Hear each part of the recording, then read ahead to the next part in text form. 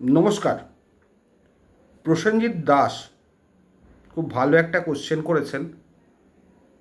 শুধু প্রসেনজিৎ দাসও নয়, এরকম কমন কোশ্চেন আরও অনেকেই করেছেন। সেখানে ওনারা জানতে চাইছেন, যদি রেন্ট এগ্রিমেন্ট শেষ হয়ে যাওয়ার পরে ভাড়া রেন্ট কন্ট্রোলে দেয়া হয়, তাহলে টেনেন্ট কোনো বেনিফিট পাবে কি না। ফার্স্ট অফ অল আপনাদের বলে দিই, রেন্ট এগ্রিমেন্ট কিন্তু এইভাবে শেষ হয় না। সেই এগ্রিমেন্টটা না দেখে বেশি কিছু বলাও সম্ভব নয়। কারণ রেন্ট এগ্রিমেন্ট যেটা হয়, আইনত হয়, সেটা হচ্ছে যার নামে টেনেন্সি, পার্সোনাল নেমের ক্ষেত্রে বলছি, সে মারা যাওয়ার পর তার ওয়াইফ লাইফ লং এবং ছেলেমেয়েরা 5 বছর টেনেন্সি পাবে। তারপর তারা অটোমেটিক্যালি ট্রেসপাসার্স। এক্ষেত্রে রেন্ট এগ্রিমেন্টে কী লেখা আছে আমি জানি না। যদি কোনো স্পেসিফিক মাস মেনশান করা থাকে বা সাল মেনশান করা থাকে, এবং ভাড়া যদি 7,000-এর রেসিডেন্সিয়ালের ক্ষেত্রে কম হয় কেএমসি বা এইচএমসি এরিয়ায়, বা 10,000 বা তার কম হয় কেএমসি বা এইচএমসি এরিয়ায়, তাহলে কিন্তু ওই এগ্রিমেন্টে যে লিমিটেশন পিরিয়ডটা দেওয়া আছে সেটা কোনো কাজে লাগবে না। আইনে যেটা আছে সেটাই হবে। এগ্রিমেন্ট হচ্ছে পার্টির বানানো, আইন হচ্ছে লেজিসলেচারের বানানো। সুতরাং এখানে যেখানে কনফ্লিক্ট হবে এগ্রিমেন্টের সঙ্গে লয়ের, সেখানে ল উইল প্রিভেল। এটা কিন্তু বলে দিলাম, এটা মাথায় রাখবেন।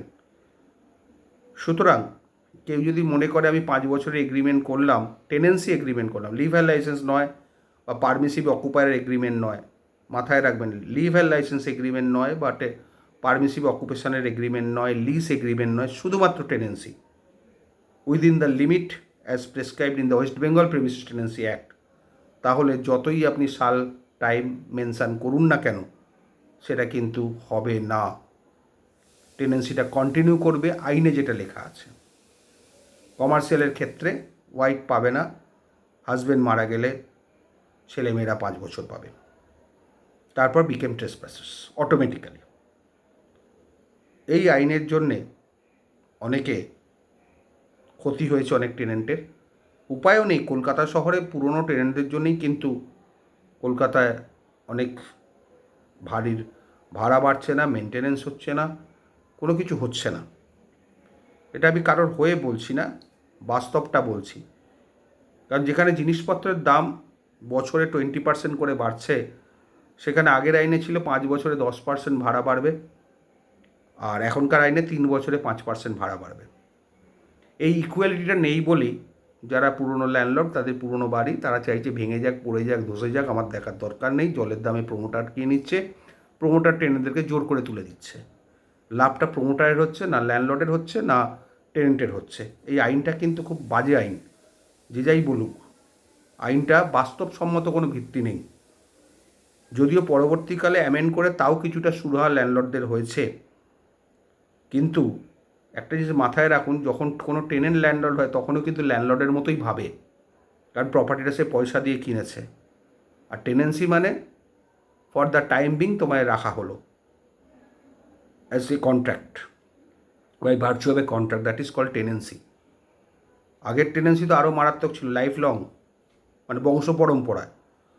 সেটা এই নতুন টেনেন্সিতে কাটেল ডাউন করা হয়েছে। যাই হোক, আমি কারোর হয়ে বা এটাও বলছি না। টেনেন্টদের মধ্যে অনেক ভালো টেনেন্ট আছেন, যেমন আমার 3-4টে ক্ষেত্রে নোটিশ পাওয়ার পরেই ওনারা ছেড়ে দিয়েছেন।